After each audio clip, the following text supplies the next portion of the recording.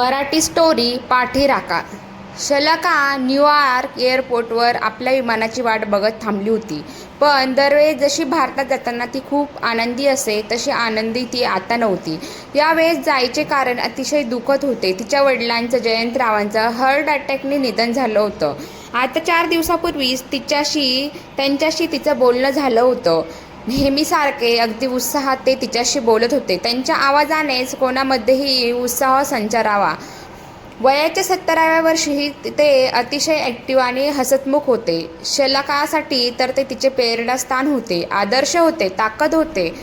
बाबांच्या जाण्याने ती सवरभोर झाली होती. तशी लहानपणापासून ती आईपेक्षाही तिच्या बाबांशी जास्त अटॅच होती. बाबा तिला जास्त समजून घ्यायचे. ती बाबांची लाडकी आणि अमर आईचा. अमर तिचा लहान भाऊ, 2च वर्षाचा फरक होता त्यांच्यात. किती भांडायचो आपण लहानपणी, मारामारी करायचो. तिच्या चेहऱ्यावर किंचित हसू उमटले.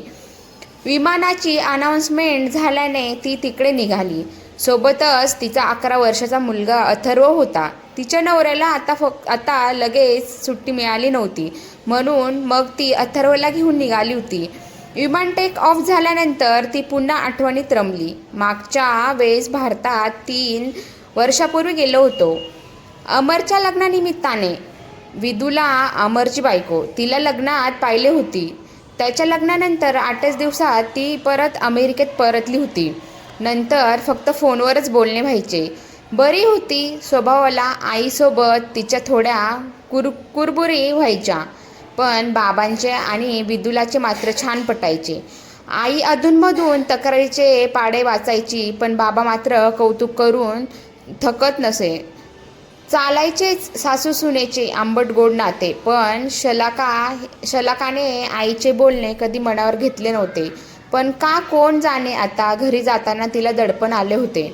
बाबा होते तेव्हा ते घर तिला आपलेच वाटायचे, पण आता बाबा नसताना विचारांनी तिला कसेच झाले. ज्या घरात आपण लहानचे मोठे झालो, खेळलो, बागडलो, ते घर अचानक तिला परके वाटायला लागले होते. विदूला तिची नि माझी तशी फारशी ओळख नाही. नणंद भावजय असलं तरी आमची एकमेकांसोबत जास्त अटॅचमेंट नाही, कारण कधी एकत्र राहायचा योगच आला नाही. लग्नानंतर भाऊ बदलतात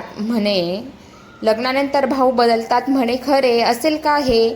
अमर पण बदलला असेल का? विचार करून ती शिणून गेली. नसेलच कदाचित. आपला किती लाडका धाकटा भाऊ आहे, पण आता बाबा नाही तर कदाचित, काय माहीत. उलट विचारात ती भारतात पोचली. कॅब करून माहेरी आली. बाबा जाऊन 2 दिवस झाले होते. आईच्या गळ्यात पडून ती रडत रडली होती. बाबांचे नसणे तिला सहनच होत नव्हते. आईची हालत खूपच खराब होती. 40 वर्षाचा संसार, आईबाबांचे नाते अतिशय छान होते. दोघांनी एकमेकांना उत्तम साथ दिली होती. शलाका आणि अमर वर चांगले संस्कार केले होते. त्यांना उच्च शिक्षण दिले होते. एकमेकांशिवाय त्यांची पाणी हालत नसे. बाबांच्या अशा जाण्याने ती कोलमडून पडली होती. शलाकाला आपले माहेर आता संपले असेच वाटायला लागले होते. घरात असल्यापासून तिला बाबांच्या आठवणीने बेजार केले होते.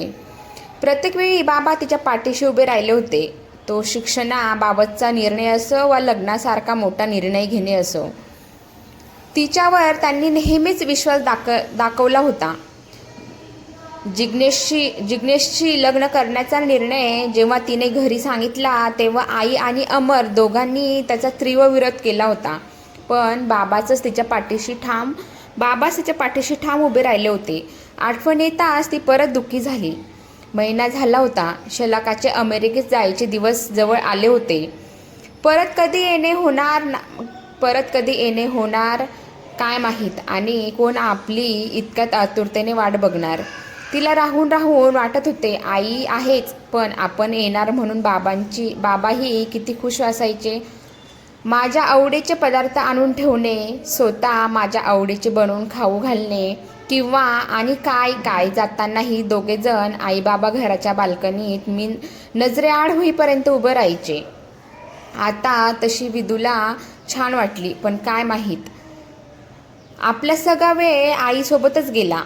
तिला सांभाळण्यात समजवण्यात आपले विदुलाशी फारसे बोलणेच झाले नाही.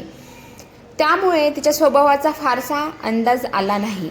पण आई आता बऱ्यापैकी सावरली आहे, ते एक समाधान. नाहीतर तो एक घोर लागला असता.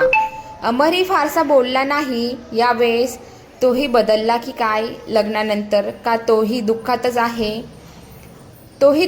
आहे म्हणून असं तिघे घराकडे मन भरून पाहिले. तिने घराकडे मन भरून पाहिले, जणू परत तिला इकडे कोणी बोलवेल. तसंही कोणाला काय फरक पडणार होता? ती आली की नाही? जायचा दिवस उजडला. शलाका ताई परत लवकरच या, विदूला प्रेमाने म्हणाली. पण शलाकाला तिचे बोलणे कोरडे वाटले. ताई लवकर ये ग, तुझ्याशिवाय आणि आईशिवाय आता आहेस कोण मला? घहीवरून अमर म्हणाला. शलाकाने मान डोलावली. आईच्या परत एकदा गळ्यात पडली. खाली वाकून आईचा आशीर्वाद घेऊन मन घट्ट करून ती निघाली. सोसायटीच्या खाली येताच वर बघण्याची हिंमत तिला होईना. दरवेळेस आई बाबा तिथे उभे असायचे. तिथे उभे राहून ती जाईपर्यंत तिला बघत राहायचे. त्यांच्या डोळ्यात तिला तिच्याबद्दलच्या किती भावना दिसायच्या. प्रेम, माया, काळजी, सोबतच लवकर परत ये असाही भाव दिसायचा. आता तिने जरा हिंमत करून वर पाहिले. कोणीच नसणार तिला वाटले. पण आई बाबांच्या ऐवजी तिथे तिला आज अमर आणि विदूला दिसले. त्यांच्याही डोळ्यात तिला प्रेम, माया, काळजी दिसली. त्याच्यासोबतच परत लवकर ये असेही भाव दिसले. इतका वेळ थांबवलेले अश्रू शेवटी ओघळले. आता पाठीशी बाबा नव्हे तर पाठी राखण करणारा भाऊ होताच. तिने निरोपादाखल हात हलवला. आता लवकरच परत येऊ असा विचार करत ती आनंदाने परतीच्या प्रवासाला लागली.